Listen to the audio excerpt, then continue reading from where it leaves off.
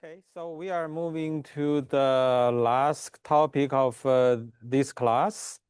This is diffusion models, which is a very important class of methods for image generation or even some other generation models. This can be considered as a continuation of the score matching, which we talked about last lecture, which just learns scores, or just learning denoising operator. So if you think about the denoising score matching, which basically says score and denoising, basically the same thing. So now we will try to move to the diffusion, which is can be considered as more elaborate version of that. One thing is there is a very high relationship of score and diffusion, and one can write everything in terms of scores. However, we will not do that in this lecture. If we have two lectures on this, we actually have three lectures, but we were talking about the different things. But if for the basis of diffusion, if we have more than one lectures, we probably would cover the more closely about the relation. But right now, we are more focusing on the simple algebra using this denoising. We just mentioned a little bit about this relationship with the score. In the literature, there are a lot of formulation of diffusion, just mainly using the score. So we will try to cover the basics this lecture. After this lecture, we will talk about specifically for image generation next lecture, as well as related issues related to image generation. Then we will move to flow matching. So it's a pretty quick in terms of what we cover, and there are reasonable amount of math in this lecture.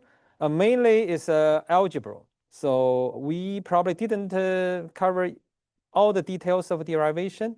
Again, if we split it in this particular lecture into two, then we will be able to cover. But since the time is more limited, so we will just doing a little bit of a derivation, but mainly give the results, then you could do the derivation. Derivation itself, if you follow what we cover, isn't very complicated. It's mostly elementary, mostly a kind of algebra.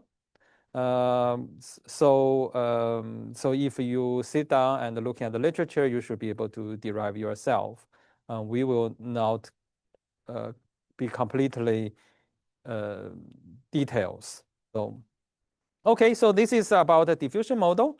And there are two important work, and there are other works on the diffusion model. We will mainly cover two papers. The first paper is basically the paper makes diffusion model works. Diffusion, the idea actually coming even earlier than that, DDPM. But the DDPM is a paper who actually make it popular, make it works. DDIM is a little bit more general version, especially people are interested in the deterministic version. DDPM is a more, it's a random. So when you do the generation, you will, the process itself is it's not all deterministic, but the DDIM will be. So we will cover these two, and this is probably mostly you will encounter. At least the first thing you will encounter for a diffusion model. Okay, so let's move on. So let's talk about the motivation, right? So we already mentioned the last lecture. There's a denoising score matching, and you can have different noise levels.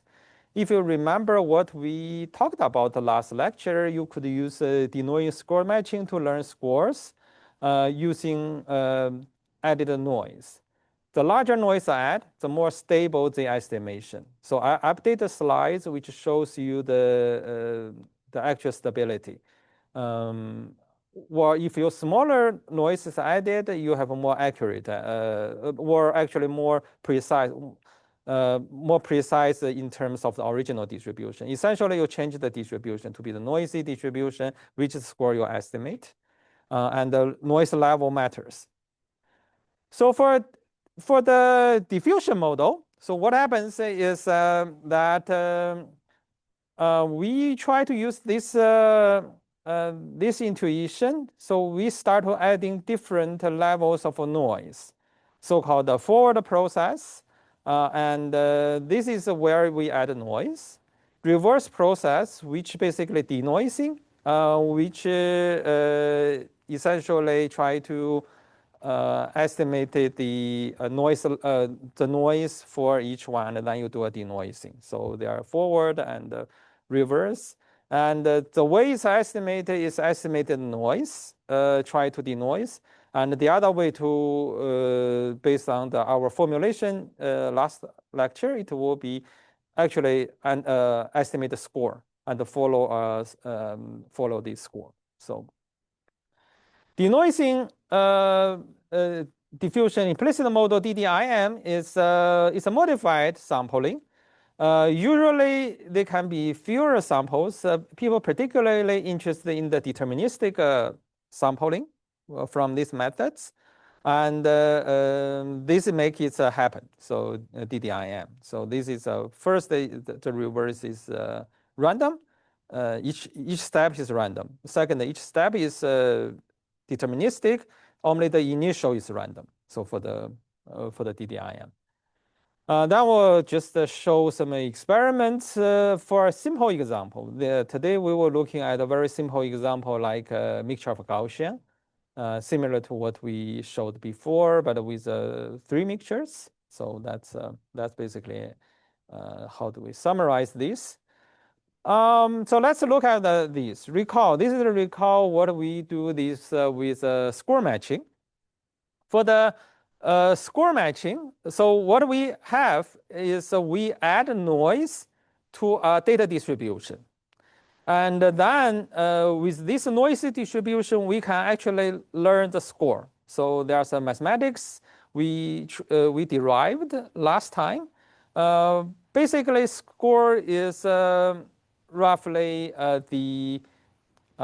if you think about noise, it's proportional to the noise. So that's actually the score. And so this is what we come from the previous lecture. One thing is adding noise will help your learning the score. Once you learn the score, you can use Langevin to sample. So this is a word-to generation. We mentioned the larger noise, smoother density, so score estimation for the noisy distribution is easier. Except that when you add a large noise, the noisy distribution becomes more different from the original distribution. This is shown by examples in last lecture by some experiments. And also, certainly, large noise make Langevin is easier. That's another thing. The trade-off, of course, is if you have too little noise, right, it's hard to estimate. If you recall the experiments last lecture, we have small noise, medium noise, and a large noise, right? Eventually, you see a trade-off. The medium noise is more balanced for the denoise score matching. It's not too far from the original distribution. Also, it's more stable to estimate. So these are, you can think adding noise is a regularization effect where you do not want to have a too small regularization, not want to have a too large regularization. You have a right kind of a regularization, which is the right. And if a too large noise, it's easy. The estimation becomes easier. But the distribution, noise distribution becomes more less faithful to the data distribution. So you are learning something which isn't as accurate or as faithful, right? So you can estimate a score of the noisy distribution more accurately, but it's not the score of your original data distribution. So This is like we want to have a sequence of noise levels. And basically, you start from easy problem gradually to the harder problem. Harder problem will be small noise added. Easier problem was adding large noise. So that's the idea one can play around with by observing from the last lecture.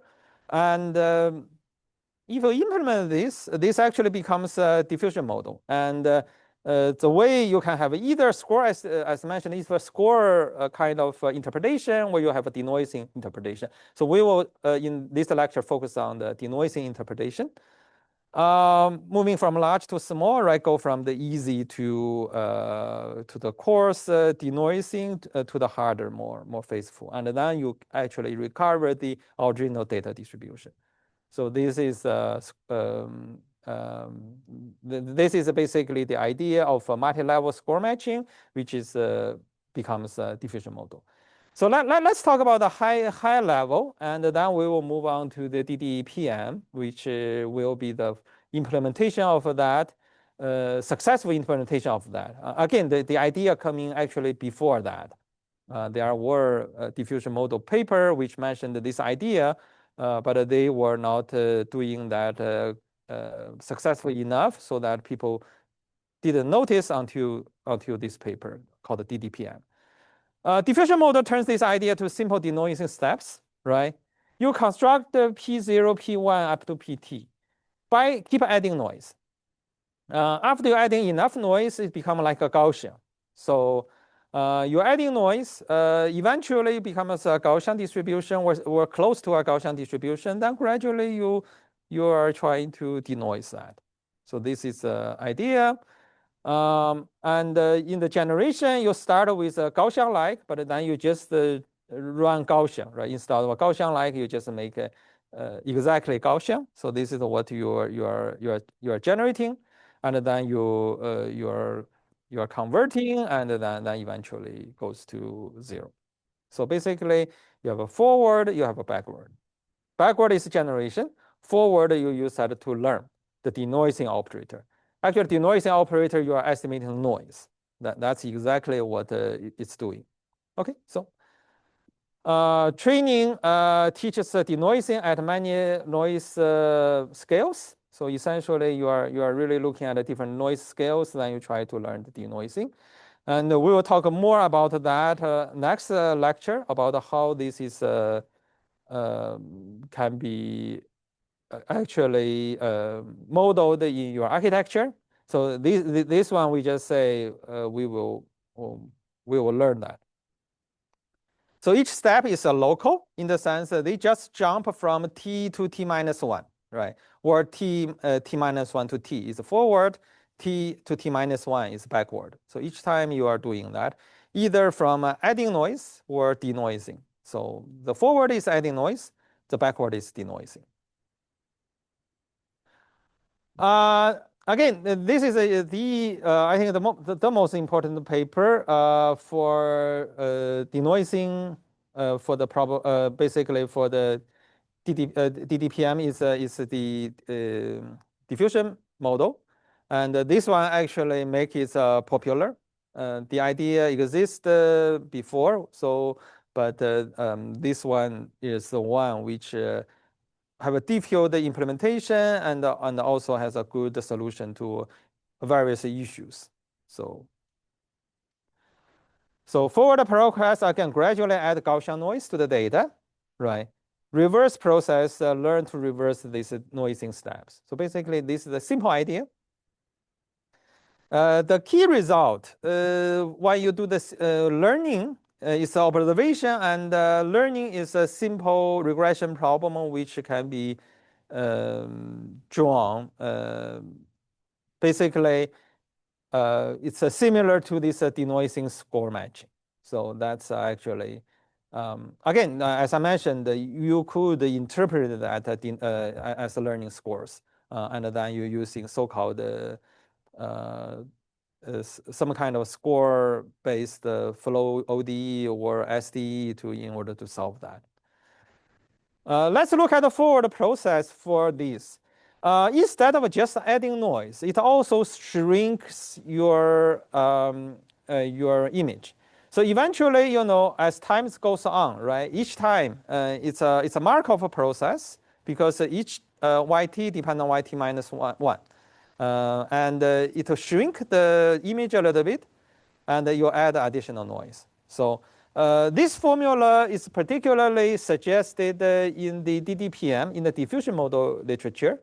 Later on, we will see this formula means you have square root of 1 minus beta and beta. The particular of this is the following. Essentially, each time you add a noise, right, which has a variance bt, and this guy has a variance of yt minus 1 times 1 minus beta t. If we normalize yt, t or starting y0 starting to be variance of 1, right, then this one shrinks your variance, adding variance. So throughout the generation process, it's always variance 1. So basically, this one square root really try to do the variance stabilization for the process. It doesn't have to be this way. Flow matching using a different, which we will come in the last lecture. But here is pretty common for the original diffusion or for the way of, and the rationale for this one is really try to balance the variance so that if y start from variance 1, and through all the process, its variance stabilized as 1. Okay, so this is why you have a square root here. So this is another way to write that. I mean, this is just writing this as a probability. This is a Gaussian. And another way to write it is just adding a noise, right? So basically, yeah. And this is a variance preserving, this particular adding noise. So essentially, you always shrink your signal and add more noise. It becomes more noise-like, right? Eventually, when you gradually shrink your signal, the signal shrink to 0, noise adding to, and since we are variance preserving, eventually you are thinking that it's a standard normal in the end. Okay, so this is roughly what happens. A small noise schedule usually increase with t. So this one we will come out with what they actually choose, but this one isn't really focus here, beta t. Beta t, although they have a particular choice in this DDPM. Right, so basically, yeah, this is one example. It doesn't matter too much here, but eventually, this is where it comes. We starting with a very small thing and gradually increase linearly to something larger one. So this is called noise schedule. We do not focus on this part, so we will just say you have beta t. Yeah, basically, this one again. This square root is variance preserving. Okay, so this is how this come out. Early keeps most structure, eventually becomes noise. So gradually, once you are trying to denoise, if you think about adding noise, you also shrink your signal a little bit, adding noise, right? When you do the denoising, you should denoise here, right? You remove this noise. You also want to increase your signal a little bit. Each time you are trying to blow up your signal a little bit, right? Just to recover y minus ty is 1, right? After many steps, you have this guy. This guy again is because of this y over square root of 1 beta and beta, which preserves the variance. Eventually, the variance is 0, 1. So this is roughly the forward process, how it works. Yeah. This process is the actually in the DDIM, or they use the same process. So we'll later talk about, but essentially this is one very common. Although later on people try to use a different process. The most widely used, this one is actually widely used. Even now, I mean the other widely used is the flow matching one, which will come out later on, which is actually simpler, much simpler than this. So people prefer flow matching nowadays to this original diffusion model because it's simpler, as we will see in the last lecture.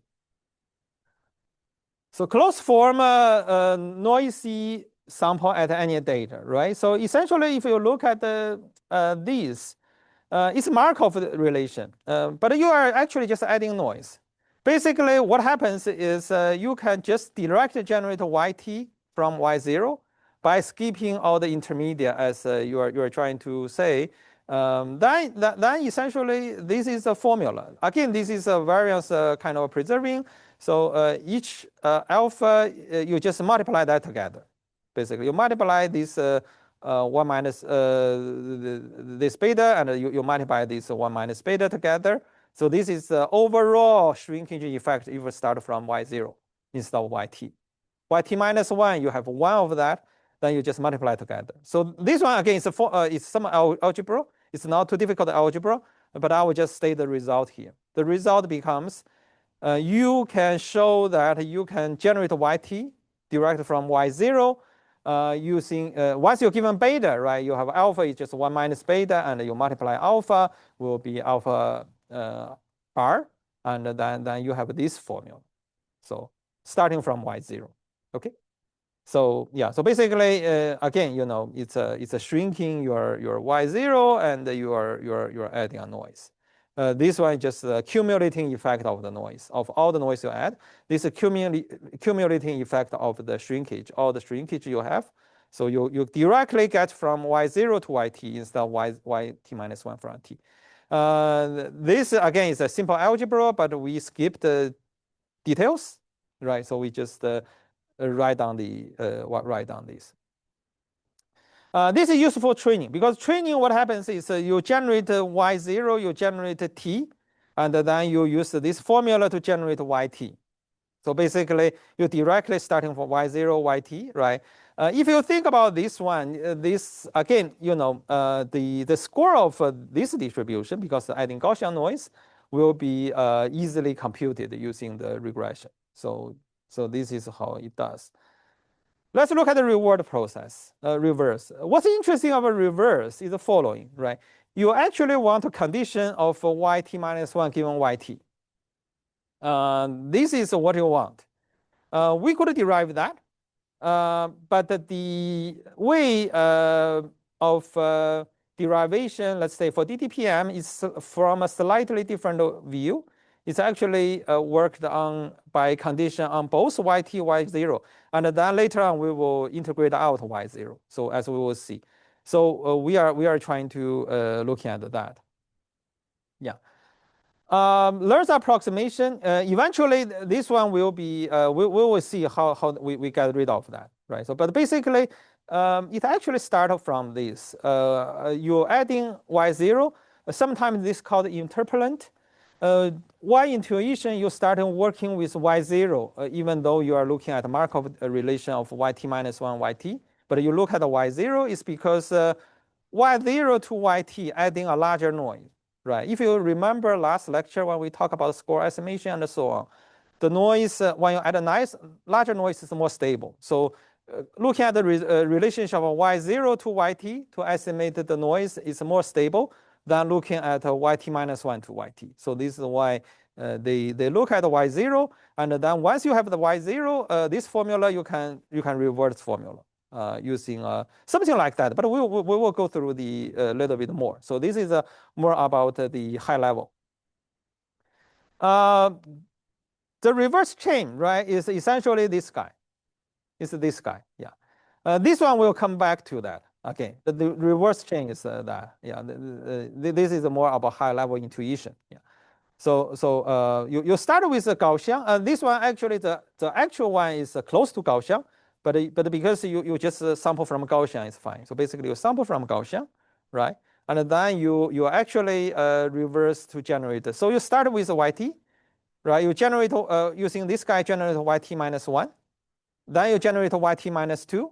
So essentially, you want to learn this kind of reverse conditionals.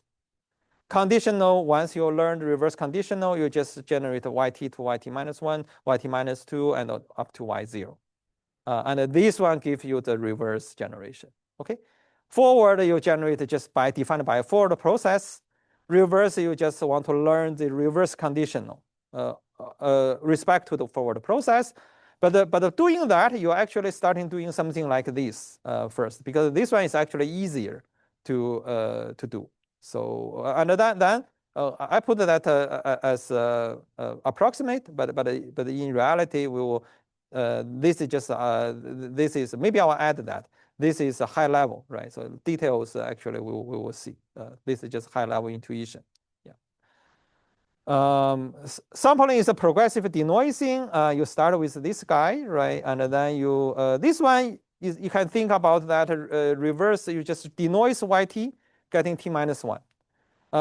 This one is a probabilistic because the forward is noisy, right? So you're adding noise. The reverse actually conditional is also not deterministic. Forward is not deterministic. Reverse, if you think about the other conditional, is also not deterministic.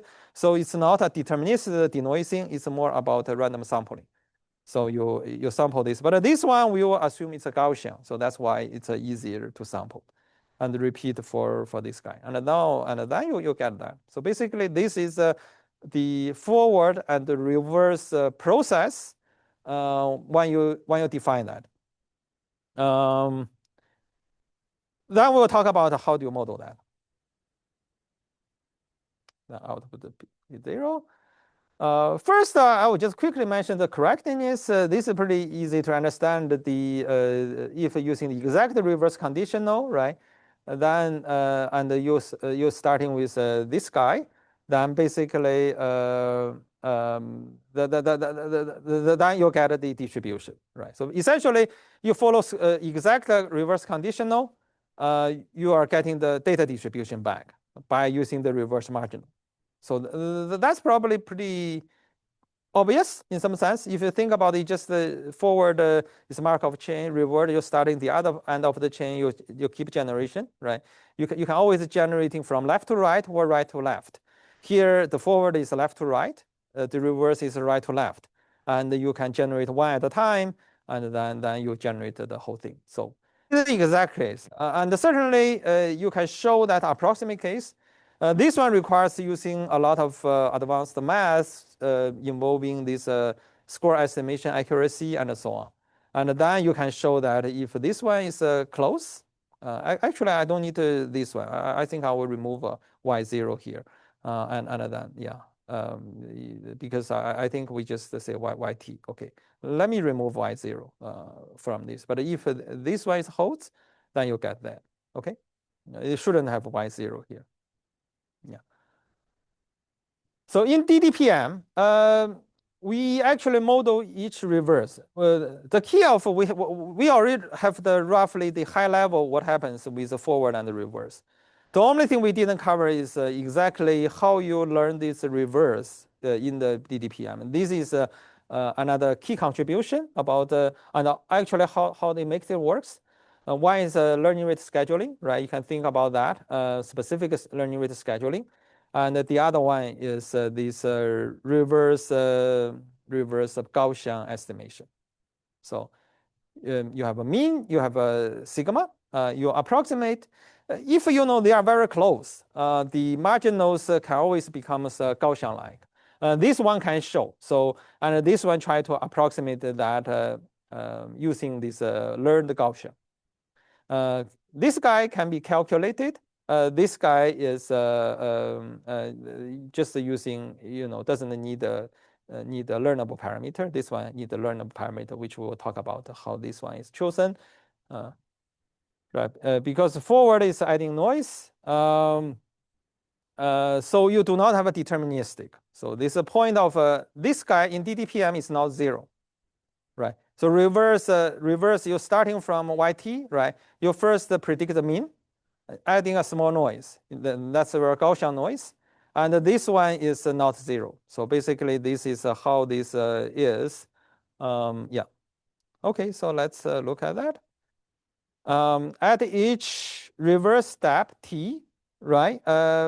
This one is the same as this, right? So basically, this is how you generate yt minus 1. You gradually each time you generate, and this noise becomes smaller and smaller in the end. So when you goes to yt close to 0, right? So basically that essentially you gradually, I mean, you can say, oh, when I denoising, I still add noise, right? But this noise, when t goes to close to 0, it's become very small.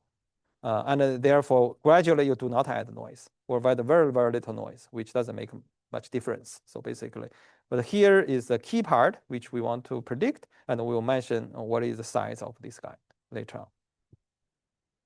So this is a formula. So I will just show you this is the formula.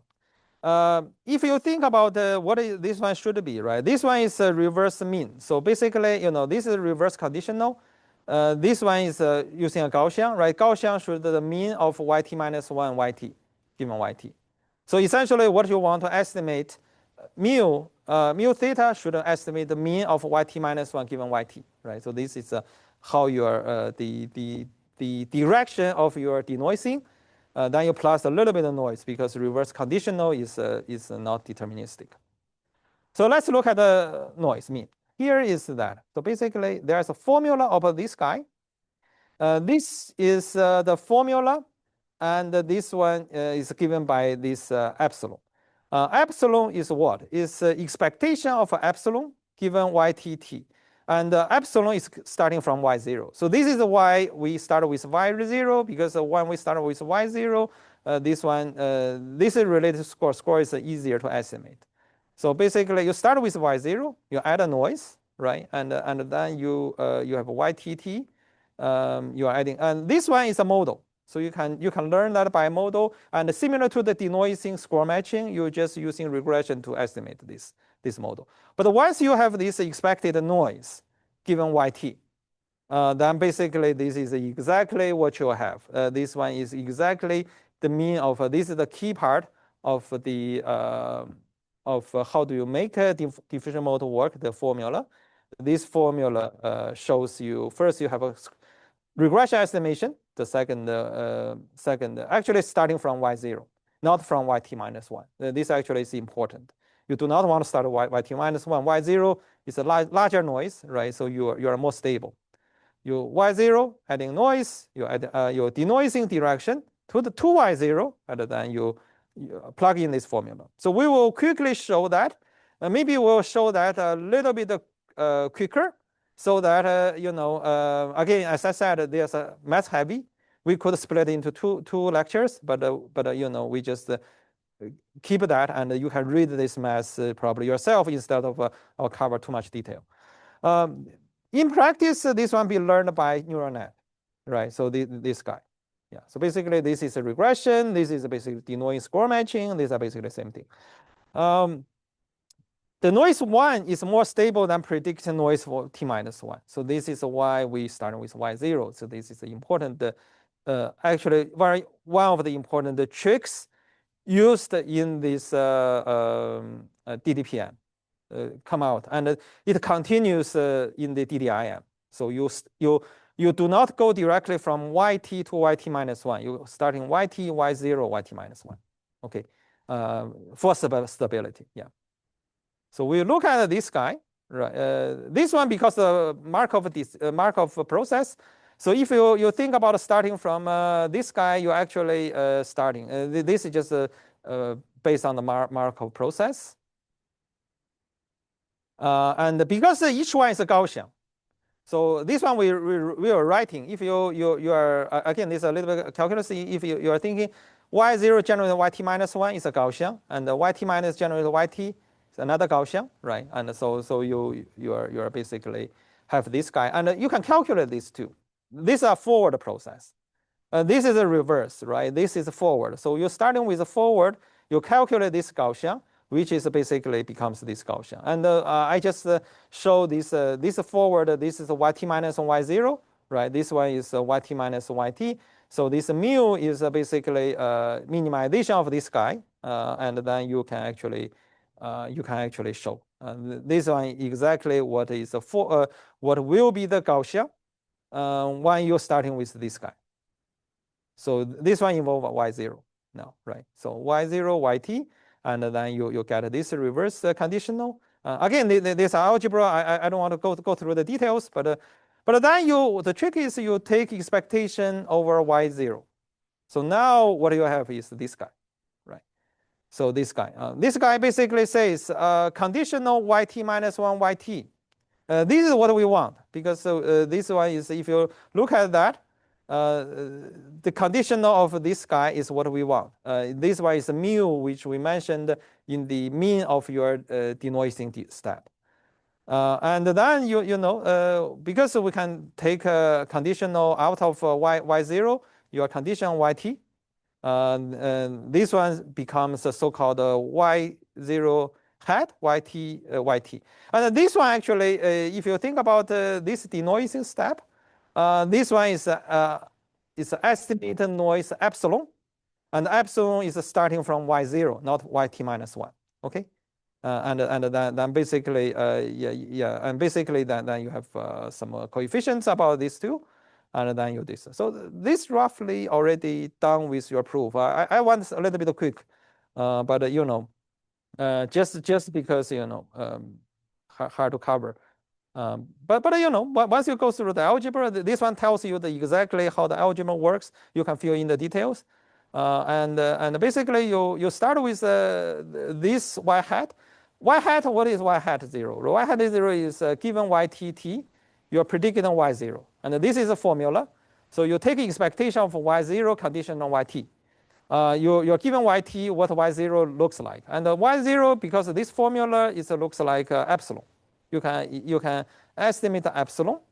And then you are writing this formula. This is epsilon, you estimated the mean.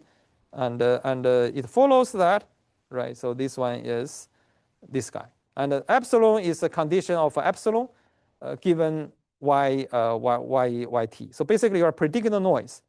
Epsilon is the mean of this noise given yt. Predicts the noise, right?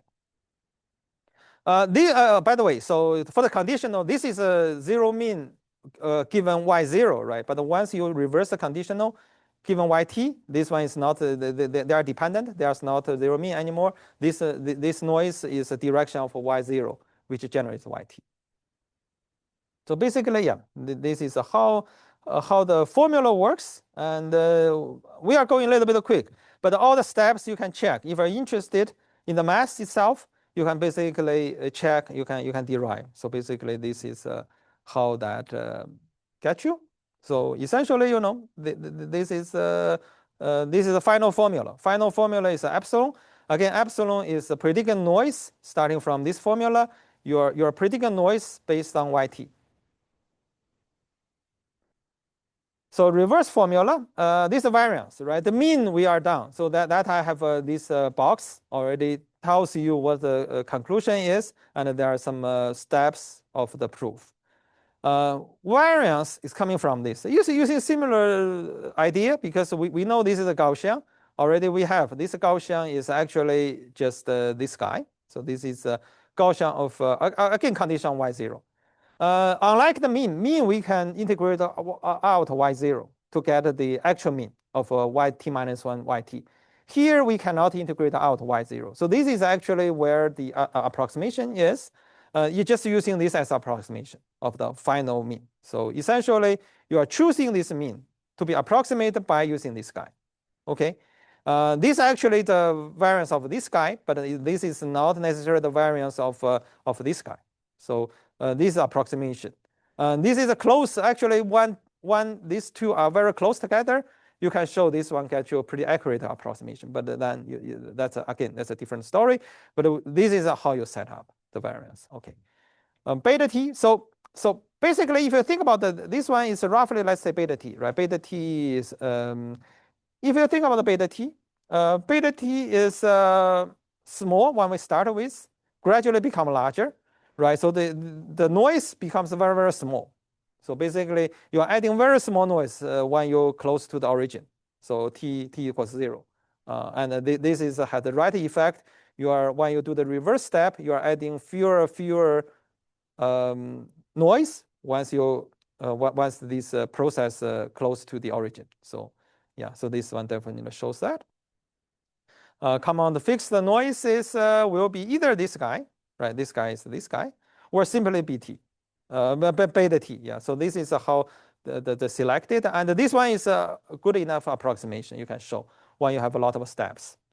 We will not cover that, but we just show you exactly what is chosen. So we probably just looking at this one, but you could also choose beta t. Yeah.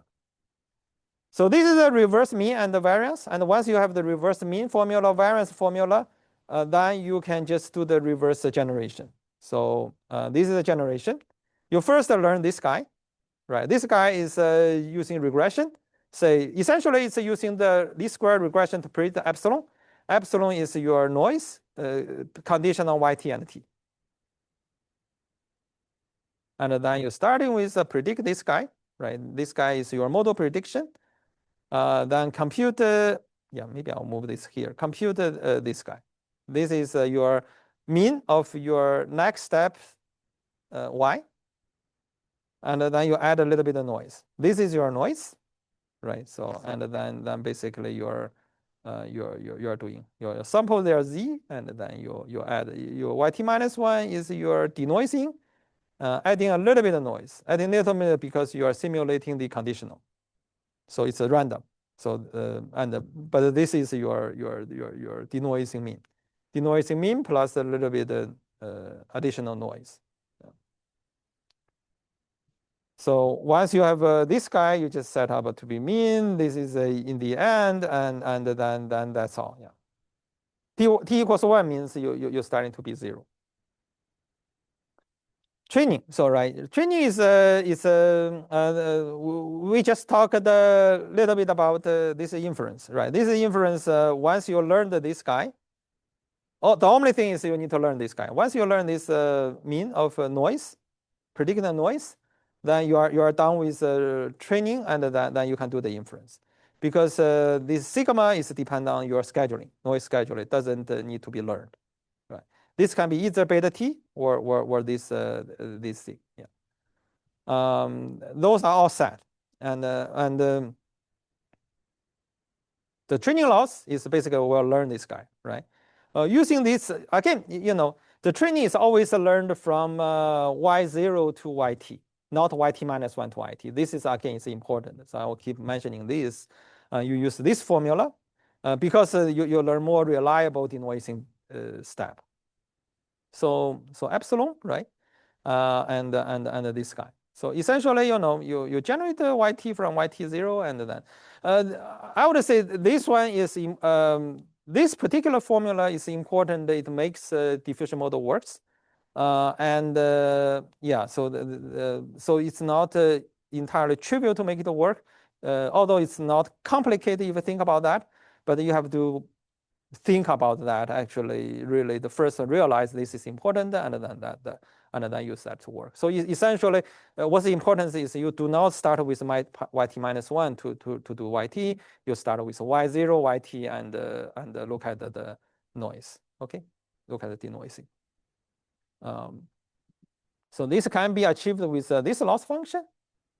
So this loss function is a regression loss, right? It's actually the denoising score matching, denoising score matching loss. Right? This is a noise, right? This is your model. This is a noise. You are generating noise from y0. You're starting from sample original image, sample a t. T is where you are from 1 to larger t, and sample epsilon. Epsilon is Gaussian, right? Gaussian, and then you formulated that. Once you do that, your regression depend on the generated yt and the t, and the target is epsilon. So this is very simple. It's a simple implementation. It's if you think about again, compare with the maximum likelihood estimate, which we talked about, which are so complicated that nobody knows how to do that, right? So, but this is a regression, so it's very easy, and there's no normalization constant, right? So that's the pseudocode is a sample a clean batch y and sample t, and you form this guy, right? And there's all batches, right? So and then you do this, update the network, and so on. Right. I just have one slide quickly connect this score matching with the denoising, right? If you look at this formula, what is score of yt? Right. The score of yt of this guy is can be written as a target of minus epsilon divided by this guy. So this is based on what we have from the last lecture, and this guy setting noise, right? So essentially, what it means, if you learn this guy, right, the score, you can use this noise denoising operator from learned by the denoising diffusion from -1 over square root of 1 over this guy. So this is actually the score of your function. You can rewrite all this update using score instead of using denoising. To be honest, from the analysis point of view, the mathematics point of view, score is easier to do the analysis. All the theoretical analysis of diffusion models, they use score. They never use this guy. They never use the denoising view. They always use the score view. So score does matter. It just we are not trying to, because we are not doing the analysis of diffusion, so we will just more focus on the denoising view. But when you say correctness of a denoising view, right? So why is correct? How much error you get? Then you have to come back to the score. Yeah. Basically, this is just a relationship we just want to mention, but as just the background information. So we will not going further about that. But roughly you can say DDPM will be a multi-noise level denoising score matching, right? And then you just follow the score. So that's what you should think. Yeah, basically this is something to keep in mind. And predicate noise, right? So yeah, that's roughly a quick summary about this DDPM. The key is you learn a score, basically predict epsilon based on YT, and then you go through at each step. You go through that direction. Again, this one has to come from Y0, so this is not YT minus 1. Okay, this noise is not directly coming to the YT minus 1. But the Y0, your directions that really goes through Y0. So you go to Y0, you go that, and then you're denoising, right? That's the correct denoising step. And then you're adding a little bit of noise. The noise is because the reverse marginal, random. The reverse marginal will not be deterministic. So that's the summary of DDPM. So yeah, combines a few ideas, right? For the process, adding Gaussian noise. Reverse process, derived mean and variance formulation, right? So this think about that. Generation repeatedly denoising from Gaussian. A simple training loss at many time steps, right? This one is what you learn. And this is using regression. You sample time steps, sample this guy, sample Y0, and then you predict noise. Noise is, again, is going through the Y0 direction, not going through YT minus 1 direction. Okay. The main benefit, actually, we show this is okay going through Y0 direction because we have this Gaussian approximation. We show how do you derive this conditional mean. Main benefit is stable diffusion training and score interpretation across many different levels. And drawback actually is sampling require many steps. So this is usually a few hundred to 1,000, pretty typical for a high quality image generation. So that's a lot of steps. For part of the reason is because this is stochastic. Stochastic from one point of view make it more stable, but from a last point of view, you are actually, once you're adding noise, right, each time in the reverse steps, you always has a little bit of noise. So to reduce this from, for example, to 1,000 typical or 500 typical steps to, let's say, 50 or 20 steps, usually they shift from this stochastic to deterministic. And this is where DDIM comes in. So each comes out with neural net evaluation. Generation can be slow because you can imagine something t like 1,000, right? And 1,000 is a typical very good quality generation you need. If you do, let's say, 50, then it doesn't generate too well. Part of the reason, as I mentioned, is each step you're adding a little bit of noise. You want to add as small noise as possible. So that helps when you have many, many steps, but not that. So DDIM, right? DDIM really is kind of trying to address that. These two are probably the most you will encounter when you look at the diffusion model, the first two things. And the key, we will talk about the more general formulation coming from this. And we will see that whatever. It's actually follow pretty close from DDPM, but they just noticed you could, using that formula, you could also derive something different, something more to do with deterministic as an extreme case. You can cover the DDPM, but you can also, by tuning the reverse generation, you could also do the deterministic. So, and then the most people are interested in for the DDIM is a deterministic version, okay, which is equivalent in some sense. So this is something, the key contribution. Yeah, the generalized family, in particular, you can do deterministic. DDIM keeps the same DDPM training objective, right? This one doesn't change. Schedule doesn't change either. So you have the same schedule in the DDIM. You have the same training objective.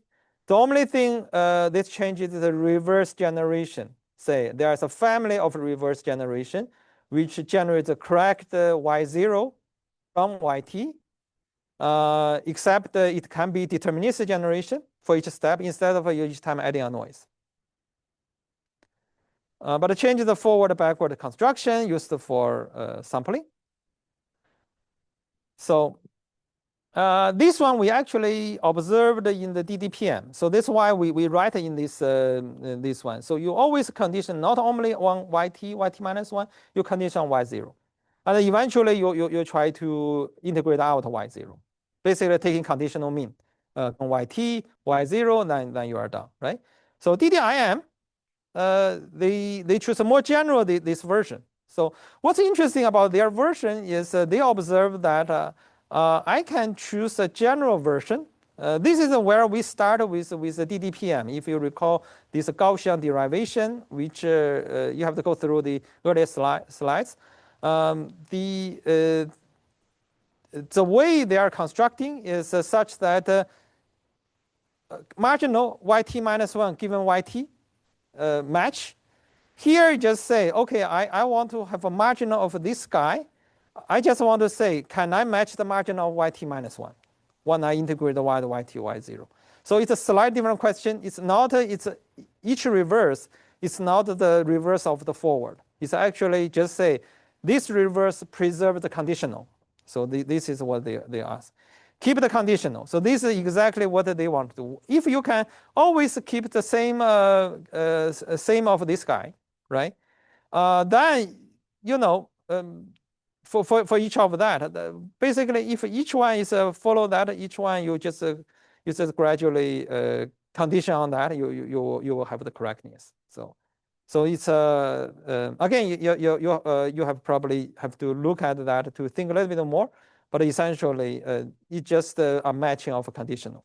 So then you have a more general update formula. This more generator can include the deterministic and the random as include the DDPM as a special case, but include more than DDPM, including the deterministic.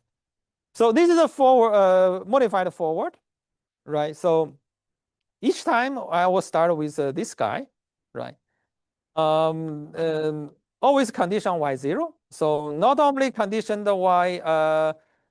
Yeah, so actually, it's kind of a little bit strange if you look at that. Although this forward is always conditional Y0. So basically, you can think about this way. Maybe we'll say this way. Start with Y0. You generate Y big T first, right? Then starting from Y0 and big T generate YT minus 1, YT minus 2, YT minus 3. So essentially, you always when you think about the reverse, right? You are thinking about your condition y0, and y big T generate yt minus 1, yt minus 1, and eventually you generate y1. At that point, you say, okay, do I need general y0? And actually, once you marginalize the y0, you could still. But basically, this is something slightly different. They are looking at this reverse. Just say, I starting from y0 generate this whole chain, y1 to t, but I can generate this reversely. Okay, this is kind of thinking about the forward. This can be think about directly modifying the reverse. The main thing about this one is just say, if I generate this one, right, I can generate, say, yt and yt minus 1 from this. Does that, if I integrate yt, does that match this forward conditional which I want? The forward conditional is where for the training, this is the forward conditional, right? So which we want that. Yt condition y0, and this generation, this is reverse generation. This is the directly forward generation. This matches the DDPM. Just from y0 generate yt, right? I want to, because the training process requires this guy. Training process says yt has to be y0 shrink plus a noise. And this is exactly what is yt. And then you learn this score of this yt and so on. The reverse process, you also say, okay, if I generate this way, I can generate yt, right? So, and then does that match this guy? So this is the question. And then they come out with a general formula which match, which I do not want to go to the elaborate, but essentially you can check because each one is a Gaussian. So you can check everything, and so you integrate out. Conditional y0, they are all Gaussians, right? You integrate out, then you say, okay, that's one. So basically, they have a formula.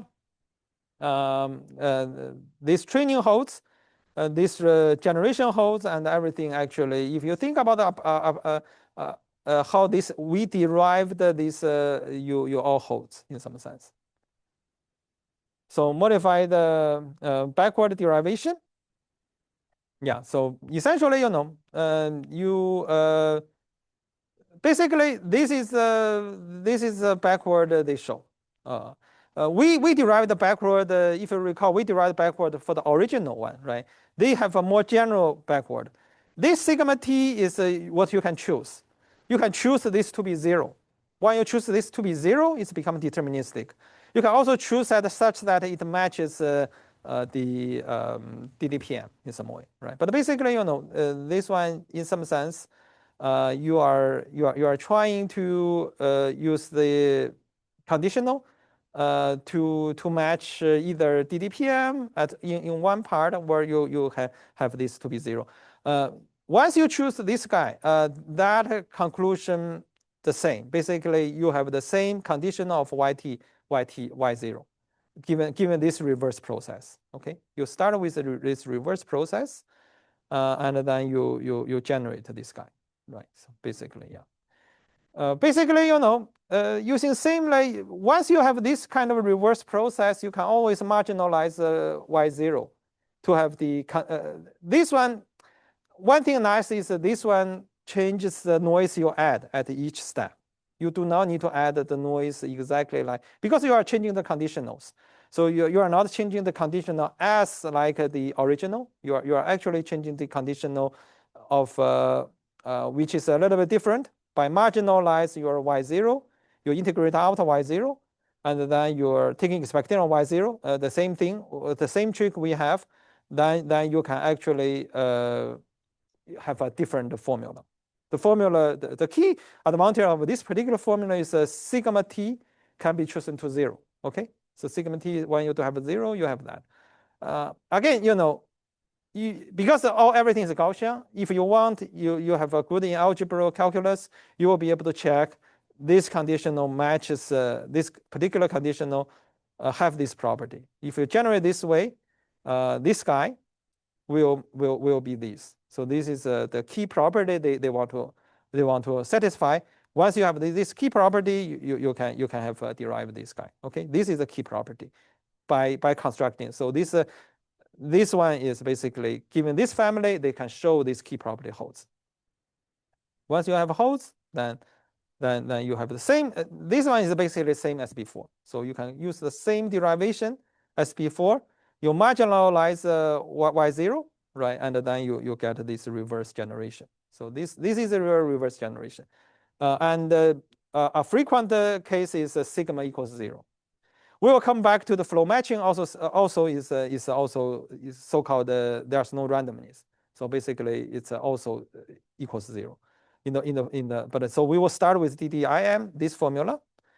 This formula is the formula which using pretty much the same thing if you think about as the training as the DDPM. Is that the reverse? This formula is different than the other reverse. You can compare that. Actually, this reverse is the deterministic. The other reverse in the DDPM, your plus sigma, whatever. So this is the more general family. Okay. Later on, you can show that equivalence. I think there's another follow-up paper. There is some called flow ODE. This is like a flow ODE, probabilistic flow ODE, and then there's a relationship with these, which we will not cover. If you see why this happens, what is a miracle about that, and there is some more study. There are some equivalence and so on, which we will not. But this one is more algebraic and following the similar thing. It's really, you can think about the extension of DDPM. I think the key observation is this one is used in DDPM, right? And the observation of DDIM is that if you look at this formula, you see only this matters when you derive the reverse. Therefore, they can manipulate this formula, and they realize that turns out actually this one can be deterministic. It can be a whole family of things which useful instead of just the whole family of Gaussians instead of the only one which is forward and reverse. So this is a key part which has been the contribution about this DDIM, starting from this guy. And this is the family they are given. Okay, so this is one particular the interesting result. You can control the randomness. Another thing, last thing is you can have a randomness 0. In some applications, you do want some randomness, but then this is controllable. Instead of a DDPM, you have a specific randomness. You cannot change that because they correspond to the reverse marginal about your forward Markov process, reverse Markov process. This one is non-Markov because they depend on y0. Somehow you can manipulate this. You can starting from 0 or a little bit of noise or larger noise. This can be a tunable parameter. So basically, this is how it started with this guy and predict this guy, and then compute this guy. This guy is by this and this. This is your trained predictor, right? And then compute this guy, and then update this guy. So then that's all. Yeah. So you're using this guy, right? So yeah, or this guy more generally. Okay. So right. So basically, this is a kind of yeah. This is how it works by using this. Yeah, I'm not going to talk to details.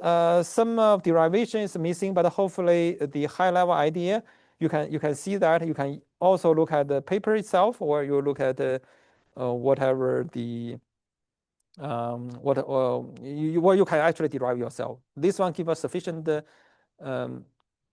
ideas. So if you are good at math, you will be able to actually derive yourself what exactly these formulas are, how they derived. There are some correctness. I don't want to quickly. Basically, roughly, you have assumed this guy, right, is close to Gaussian, and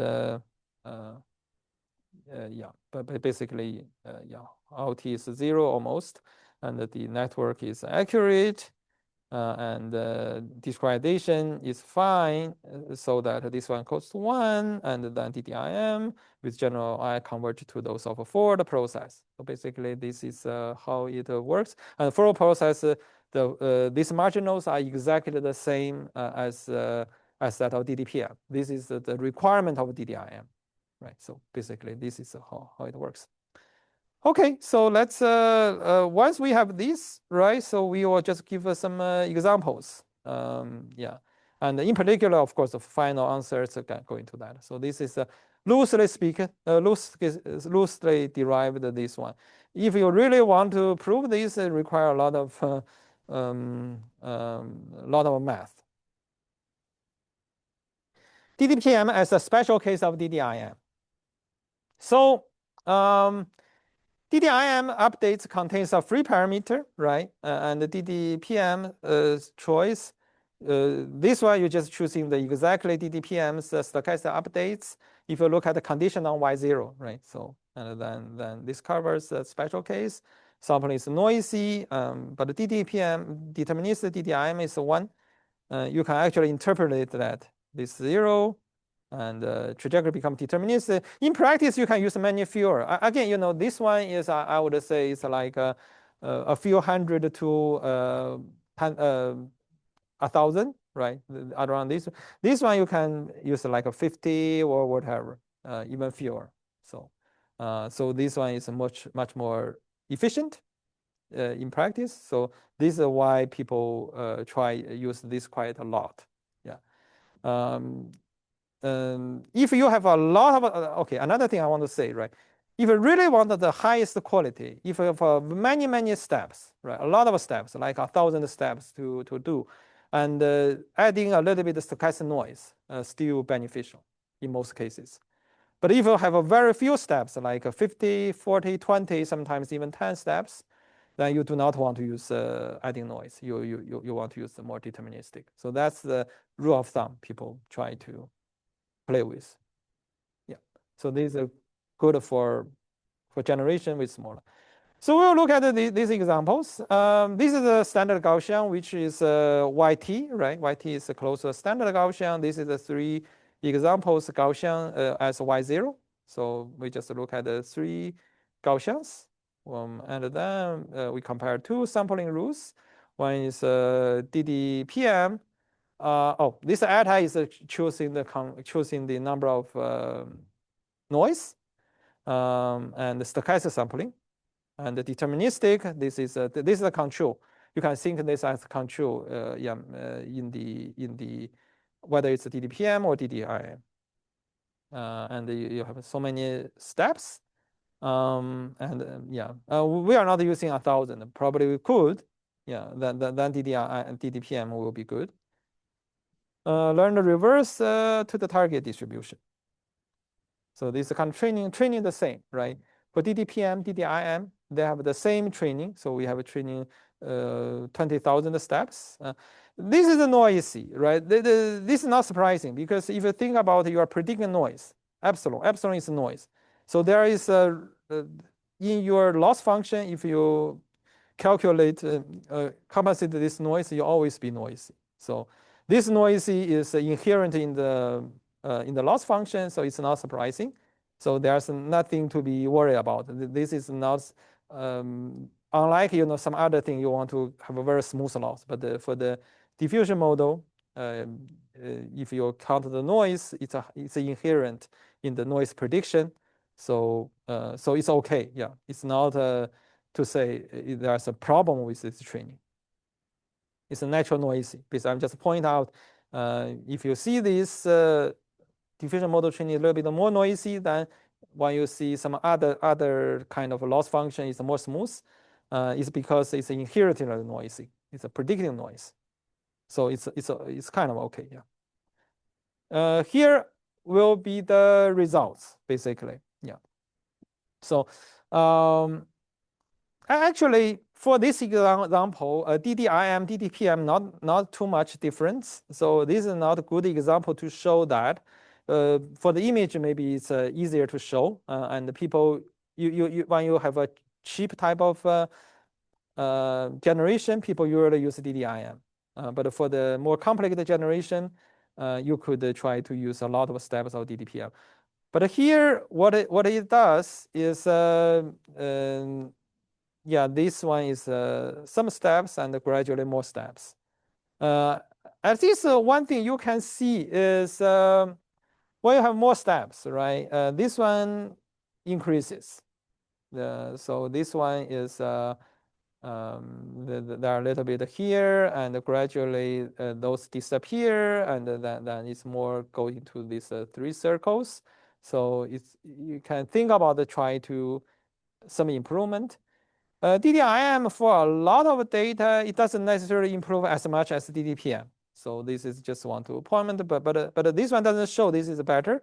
In the image, you could show this usually, one or few steps, it will be better. But for the many steps, indeed this could take over. But this one doesn't show that here. But again, it just illustrate what happens, right? DDIM, DDPM. So the training is the same. So there's no difference in training. The only thing difference about these two will be the inference, right? Again, this one is deterministic. This is random. This is deterministic. And you could also doing the in-between. So this eta equals 1, eta is 0 is raising the noise to be between deterministic to DDPM like random. And you could in between, you could control the noise level. So this is something which is actually very useful for DDIM. I can choose different noise levels, and this one sometimes people use. So yeah, these are the most frequently used sampling. You could still use that today. I mean, this is pretty much still used for the diffusion model. And yeah, and the generation, and generation like this. Of course, nowadays a lot of people tend instead of using diffusion model like DDPM, DDIM, they are trying to use flow matching, which is the topic we will talk about next Monday. And flow matching is kind of related to the DDIM. So it's a deterministic sampling. The other thing about that is it's using a different schedule. That schedule, if you compute the DDIM, we will see why you use flow matching. It's a simpler schedule. If you think about this particular schedule in the DDPM, right? So both using DDPM's learning schedule. That schedule is a variance prediction, a variance preserving. They are never goes to the Gaussian, because eventually, if you think about that, even t is larger, unless it goes to infinity, right? It's not Gaussian. It's always approximate Gaussian. So this is from that. For the flow matching, it actually really goes to the Gaussian. So this is slightly different, and that's a benefit of that. And there are reasons for why we will see why you cannot use DDIM directly in that setting, and why flow matching will be able to use, and what problem it solves. So basically, yeah.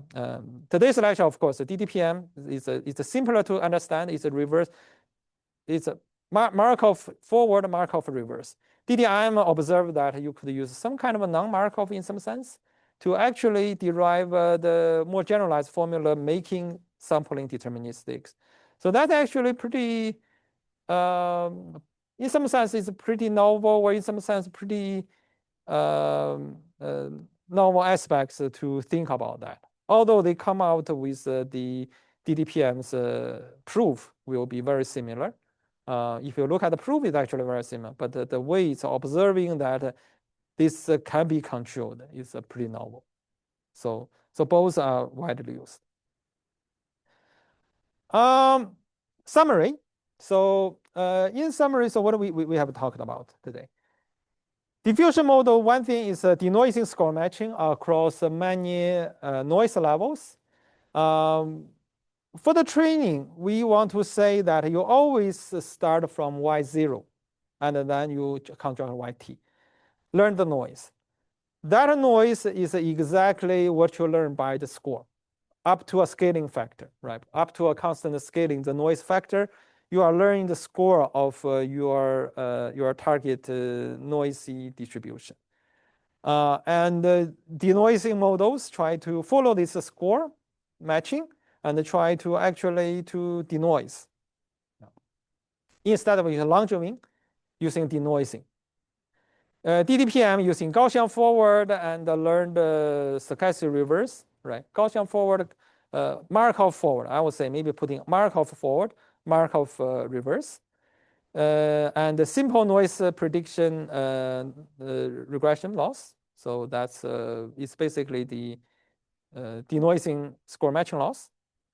DDIM keeps the same, but using a different generative updates. Often we can do that deterministic, is more general, and using you can say the slight non-Markov way, but then the basically it's more general non-Markov formula they try to starting with, and eventually the generation is still Markov, but they started with non-Markov integrate out Y0. Really just a very nice observation of how this one works when they look at the paper and then they come out with generalization. So reduce sampling cost in the deterministic setting, right? And then eventually we'll talk about the flow matching, which is continue from DDIM. Okay, so that's roughly the math goes a little bit quick, but hopefully you understand the high level idea. Then that will be sufficient to understand high level. Next time we'll talk about the image generation using these diffusion models.